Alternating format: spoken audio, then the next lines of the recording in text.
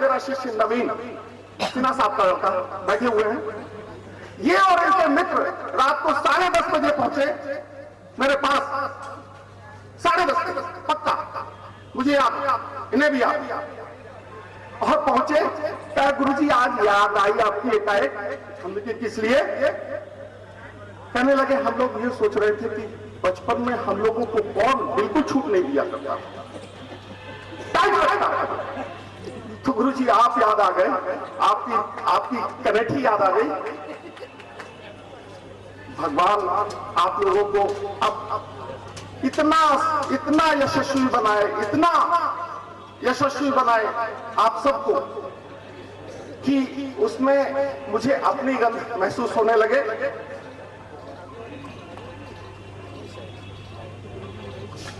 आज बस इतना ही कहता हूं कि मेरी वाणी अब आप लोग बन चुके हो, मेरी वाणी अब आप बन चुके हो। आप अपनी वाणी से इस विद्यालय की छटा बिखेर दो, तबियत खुश हो जाए। इन्हीं शब्दों के साथ मैं आप सबको बहुत बहुत आभार करता हूं। जिन लोगों को मैं नहीं कर पाया उन सबको मैं प्रणाम करता हूं। दिन अच्छा, उसकी शाम अच्छी, जिसकी शाम अच्छी उसका रात। और जिस जो 2-4 लाइनों का लेखा जोखा है या भविष्य के जो लेखा जोखा बनने वाले हैं, उस पर थोड़ा सा प्रकाश जरूर डालें। मनोज श्रीवास्तव। सबसे पहले तो मंचासीन गुरुजनों और सभागार के सारे गुरुजनों का नमस्कार। कई शिक्षकों ने मुझे भी पढ़ाया है, कई शिक्षक हमारे बाद भी आए हुए। नमस्कार के बाद थोड़ा सा ब्रीफ इंट्रोडक्शन में दे देता हूँ। सन 2007 में जब इसकी कल्पना की गई कि इस तरीके के एक एसोसिएशन होना चाहिए, तो धीरे धीरे 10, 2, 4, 10, 15, 20 आदमी इकट्ठा हो गए। और जिसमें कि डॉक्टर भाषा, doctor PK. Mishra, doctor Pramod, कुछ शुरुआत के लोग। सोचा गया कि अब कुछ इकट्ठा किया जाए लड़कों को, जिससे कि एक संस्था बनाई जाए, जिससे कि विद्यालय का भविष्य में कुछ योगदान हम लोग भी कर सकें। टीचिंग, जो सपोर्टिंग टीचिंग होती है, उसके रूप में, कुछ सामान देने के रूप में, कुछ और सहायता देने के रूप में, किसी भी तरीके से अपनी शिक्षा, अपने शिक्षण स्थान का की कृतज्ञता व्यक्त की। 2007 के बाद 2 इस तरीके के छोटे सम्मेलन हुए हैं, मुख्य रूप से सेल्फ कंट्रीब्यूशन के आधार पर। लेकिन ये पहला ऐसा सम्मेलन है जिसमें कि संस्था की एक बाइलॉज बनी, लिखित, सारे लोगों ने उसमें सिग्नेचर किया, एक अकाउंट खुल गया और 2,500 रुपये लाइफ मेंबरशिप और 200 रुपये 200 रुपये वार्षिक सदस्यता पर, इसका रसीद सामने कटे। जो भी इस तरीके के पुराने छात्र हैं, उन लोगों से मैं अनुरोध करूंगा कि वो अगर अभी अपना सहयोग न दिए हों तो दे दें, उनको बाकायदा रसीद मिलेगी और उसका पैसा अब हम ये कह सकते हैं कि वो अकाउंट में जाएगा और अकाउंट्स के थ्रू खर्च होगा, जिसको कि हम ऑडिट भी करेंगे। अभी तक कुल मिला जुला करके लगभग 1.5 लाख रुपए, 1 लाख, लगभग 1 लाख रुपए इकट्ठा हो गए हैं, जिसमें कि सहयोग राशि और लाइफ मेंबरशिप दोनों है। लाइफ मेंबरशिप 2,500 रुपए का जो उद्देश्य है वो उसे एक फिक्स्ड अमाउंट में जमा करके और उसके इंटरेस्ट से कुछ कार्यक्रम आगे बढ़ाने का प्राविधान है। वार्षिक सदस्यता और सहयोग राशि से हम चाहते हैं कि आगे के कार्यक्रम संचालित होते रहे और उसमें से ही कुछ अंशदान हम विद्यालय की तरफ आगे बढ़ा सके। इस बार भी हम लोगों ने विचार किया था कि कुछ सहयोग दिया जाए, शुरुआत की जाए और उस सहयोग में जो 87 बैच के हमारे मित्र और भाई लोग हैं, इन लोगों ने डिस्कशन करने के बाद कुछ चीजें निर्णित कर ली गई हैं जो 26 जनवरी को पुनः इस प्रांगण में आकर के अलमनी एसोसिएशन के सदस्य विद्यालय को दे दें। और इसके अलावा जो एक प्रयत्न चल रहा है वो ये आपके हाथों में है। कम से कम एक इस तरीके की लिस्ट सबके पास हो जिससे कि आपसी सहयोग और कम्युनिकेशन ठीक चले। शिक्षकों की लिस्ट और स्टूडेंट्स की लिस्ट दोनों है।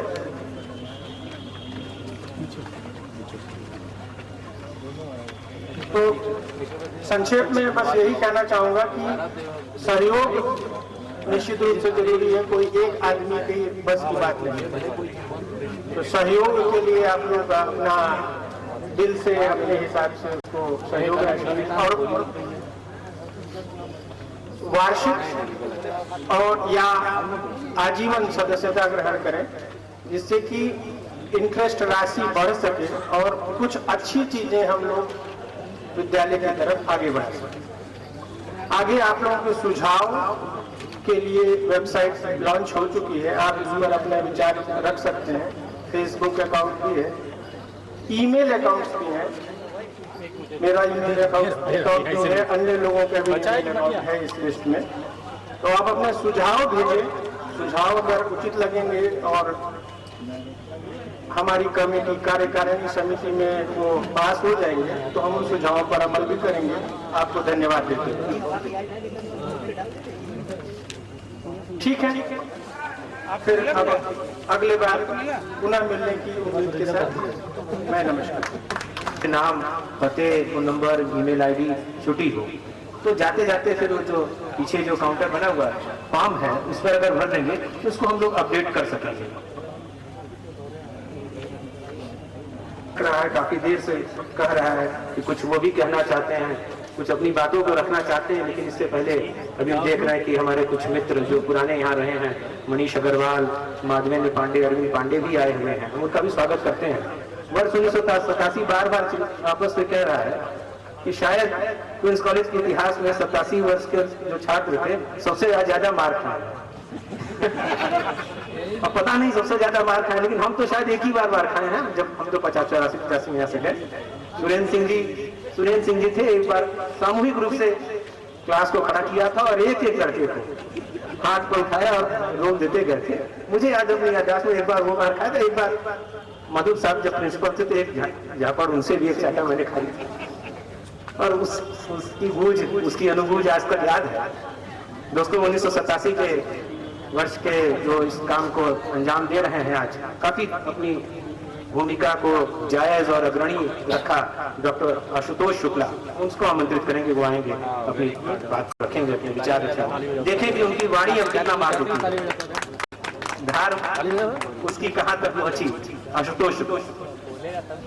सभी गुर्जन एसोसिएशन के अध्यक्ष, सीनियर और जूनियर भाइयों और मेरे 87 के साथी, घटना इस तरह से हुई कि आज से लगभग 9 महीने पहले अमेरिका से हम लोगों का एक दोस्त निर्मल पंत 87 वर्ष का सुबह 8 बजे गदौलिया पे पहुंचते मेरे घर पहुंचा।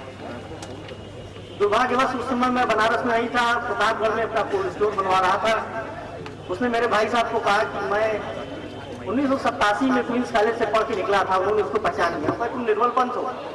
उन्होंने मुझे सुबह 8 बजे फोन किया और कहा तुम्हारे बचपन का दोस्त अपनी पत्नी के साथ गली में घर खोजते हुए यहाँ आया है, तुमसे मिलना चाहता।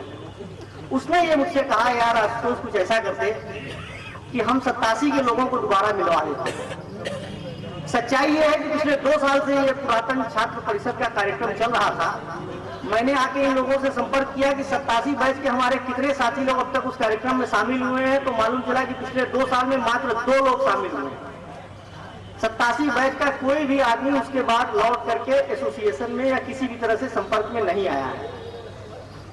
तो खैर निर्मल पंत और आशुतोष श्रीवास्तव इन दोनों लोगों ने विदेश में रह करके ही मुझे बहुत प्रोत्साहित किया और कहा कि आप इस कार्यक्रम को शुरू कराइए जिसमें 87 के अपने सारे लोग एकत्रित हो सकें। उसी कार्यक्रम से उन्हीं लोगों की प्रोत्साहन से हमने ये कार्यक्रम शुरू किया और लगभग 110 अपने पुराने साथियों को हमने चिन्हित किया, जिसमें से लगभग 80 का मोबाइल नंबर और 70 के ईमेल आईडी हमारे पास आए, जिनसे कि नित्य प्रति संपर्क हो पाया। बाद में अध्यक्ष हमारे प्रोफेसर पी.के. मिश्रा जी ने काम सौंप दिया कि जो पुराने लोग हैं उनको भी आप संपर्क में लाइए। तो हम मेरे ख्याल से मैंने 2,500-3 हज़ार मैसेज और लगभग 2,000 मेल भेजी होंगी पिछले 2 महीनों के अंदर। लोग आपस में संपर्क में आए। अक्सर सुबह 8 बजे जब मैं मैसेज भेजता था या दोपहर में 2 बजे मैसेज भेजता था तो उधर से फोन पलट के आता था।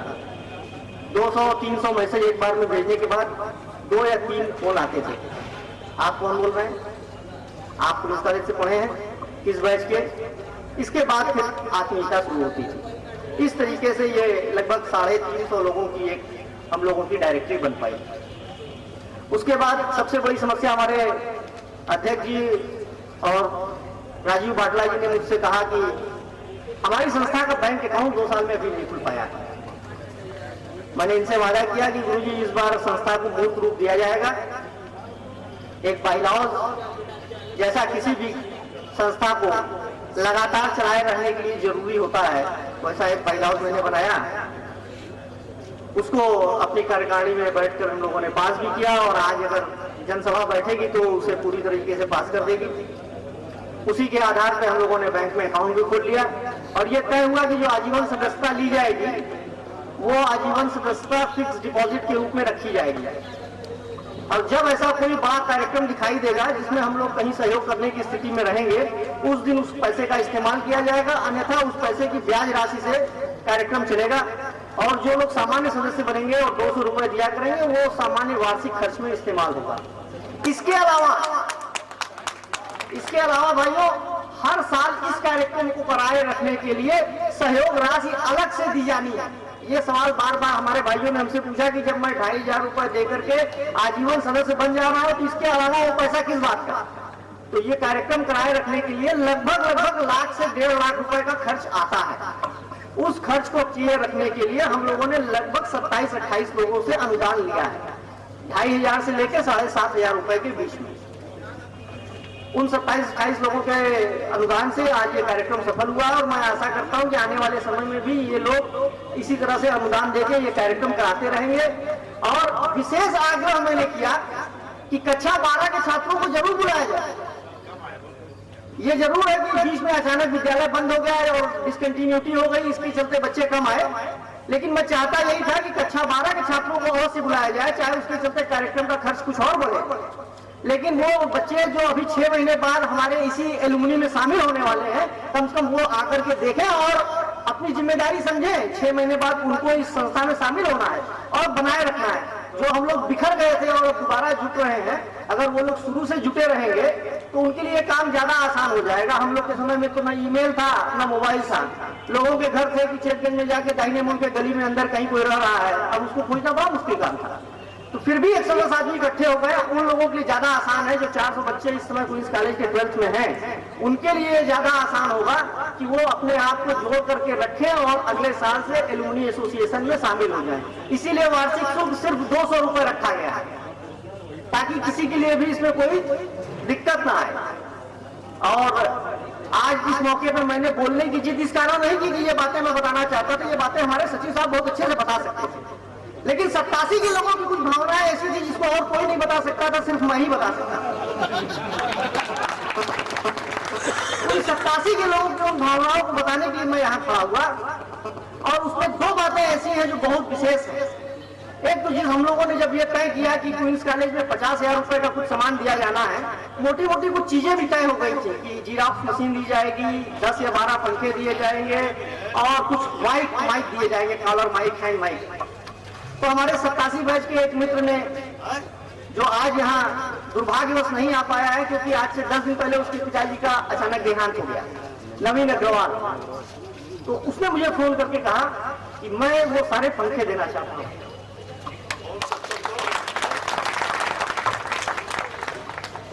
और 87 बैच के हमारे 2 साथी, जो अगर ये कार्यक्रम इसी तरह से चल रहा होता तो जरूर आए होते, लेकिन भगवान ने उनको अपने पास बुला लिया है। उनको मैं आज याद करना चाहता हूं। हमारे साथी विनीत पाठक आज हम लोगों के बीच में नहीं है। 25 सितंबर 2010 को उनका देहावसान। हमारे मित्र नागेंद्र सिंह 2011 में उनका देहावसान हो गया। ये लोग अपने पुराने लोगों से बहुत बुरी तरह जुड़े हुए लोग थे। अगर आज वो लोग होते तो इस कार्यक्रम में जरूर होते, दिलो जान से होते। आज इस मौके को मैं 87 बैच की तरफ से वो मौका मानता हूं कि मैं अपने 87 बैच की तरफ से कक्षा 12 के जो सर्वोत्तम अंक पाने वाला छात्र होगा, टॉपर होगा, उसे विनीत पाठक स्मृति छात्रवृत्ति 10,000 रुपए की एक बार की, जो हर साल चलती रहेगी, यहां से घोषित करता हूं।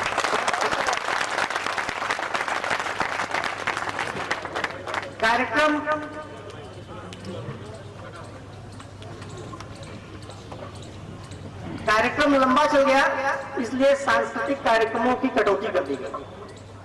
लेकिन सांस्कृतिक कार्यक्रमों की कटौती करने के बावजूद भी मैंने कह रखा था कि 87 बैच सांस्कृतिक कार्यक्रम जरूर पेश करेगा। इसलिए इसी मौके को इस्तेमाल करते हुए 4 लाइन आपसे जरूर कहूंगा। लाइनें मेरी नहीं है, बनारस के पुराने कवियों की है।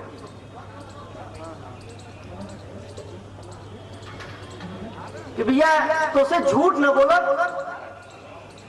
ये मल्लुआ गबाऊ चौकी घाट पे रियाज मारे बीजी में 10,000 से कम न मारे कि अगर झूठ बोली तो हाथ झुका हमारे साथ। कि जब मल्लुआ गबाऊ ईजी में रियाज मारे तब खटवा पसीनवा से धुल जाए बाबू, धोए की जरूरत न पड़े।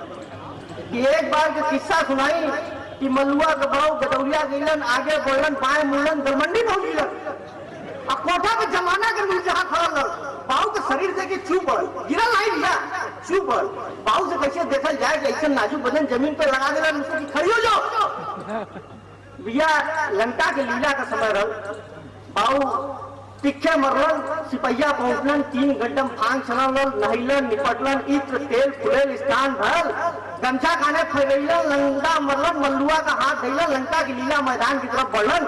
कि भैया सामने से राजा साहब को सवारी आवत, सामने से राजा साहब को सवारी आवत, मल्लुआ के भाव और राजा साहब में नमस्कारी भर दिया, हाथ नीचे ना उसका रियाज भर भाव और राजा साहब में नमस्कारी भर कि मल्लुआ एक डोला कहते 4,000 यही हो रजुआ। भाव घूमलन लगा के एक पटाखा मरलन, उठा के टांग के पटकलन, राजा साहब हाथी पर से कूद पड़लन, उतरे के टाइम ना ला के धैलन की सरदार रहेगा मल्लुआ वही लवंडा।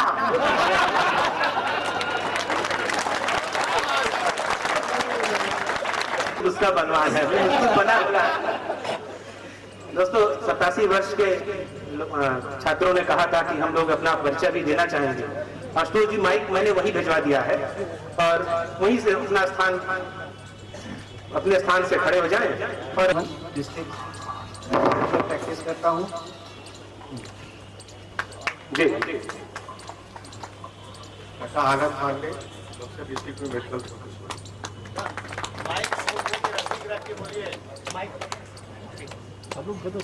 नवीन श्रीवास्तव, सहायक महाप्रबंधक, मैं स्किल अथॉरिटी ऑफ इंडिया में काम करता हूँ। अगर थोड़ी सी परमिशन मिले तो गुरु जी का मैं कुछ पोल खोलना चाहता हूँ। सही मौका है तो जरूर होना चाहिए। इन्होंने लौंडपना की बात की थी तो कुछ लौंडपना ये किया करते थे ये मुझे याद आ रहा था नवीन अग्रवाल जिन्होंने ये पंखी वंखी वाली बात करी है। नवीन अग्रवाल और आशुतोष शुक्ला ये गुदौलिया से साथ आते थे और घर वाले इनके लड़के बहक न जाए लिमिटेड पैसे देते थे उसे। होता था एक्स्ट्रा पैसा रहेगा तो दिमाग इधर उधर डाइवर्ट होगा, तो कुछ शायद 1 रुपया मिलता था आशुतोष शुक्ला को, 1 रुपया मिलता था नवीन अग्रवाल। और मैंने इस पे मैं जो भी बता रहा हूँ कोई अतिशयोक्ति नहीं है, इनको सारे रिक्शे वाले भी पहचान गए थे। उसका रीजन क्या था, ये दोनों वहां से भुजौलिया से चढ़ते थे और ये क्वींस कॉलेज जाते थे, लौटते समय अक्सर ये पैदल जाया करते थे। उसका रीजन क्या था, वीडियो गेम चलता था हथवा मार्केट में, और उस वीडियो गेम में भी 1 रुपया ही खर्च होता था। और धीरे धीरे भाई जी लोगों की आदत ऐसी पड़ गई थी कि उस वीडियो गेम में ये दोनों खेलना ही खेलना है, उधार वहां चलता नहीं था, पैसे ले लेता था वो। कई बार ऐसा हुआ कि शुक्ला जी और नवीन अग्रवाल जाते समय थक गए, पैसे नहीं थे उसमें जेब में, तो उन्होंने रिक्शा किए। रिक्शे वाले को बोलते थे बुलौलिया चलना है, और उनकी जो सड़क थी, पता नहीं जो लोग इनका घर देखे होंगे काफी गली में है, वो गलियां ऐसी है कि आदमी घुस जाए तो खोलना मुश्किल है। और रिक्शे की रफ्तार बेचारी वो नॉर्मल स्पीड में बेचारा चलता जाता था, सोचता था कहीं चौराहे पे आगे उतारना होगा। ये लोग अपने घर का एड्रेस नहीं बताते थे, और वो गली के आसपास दोनों इतना तेज कूद के भागते थे कि रिक्शे वाला तो ढूंढता रह जाए। क्या गुरु झूठ बोले थे, गुरुआ ऐसा लोन पर चलत रहा। और मैं एक चीज बताऊंगा कि गुरुजी लोग हमारे सब यहाँ पे हैं। दीक्षित जी ने भी कुछ ऐसी भावुक बातें कही जो हम लोग नहीं भूलते हैं। वो इनफैक्ट पवन जो मारपीट वाली बात थी सर, 87 में एक्चुअली वो जो हॉल था पीछे, उसमें एक लाइब्रेरी हुआ करती थी। कुछ चीजें आधी खुली, उतना मजा नहीं आता, लोगों को लग रहा है क्या बात है 87 बैच बहुत पिटाया। जिस चीज का अभाव था वही आप पूरा कर देते। 87 बैच जो पिटाया उसका सबसे बड़े हमारे सरदार ये थे, हुआ क्या कि क्लास लगती थी, इतनी ज्यादा स्ट्रेंथ थी कि लोगों को बिठाया जाता था जमीन में, पीछे रैक्स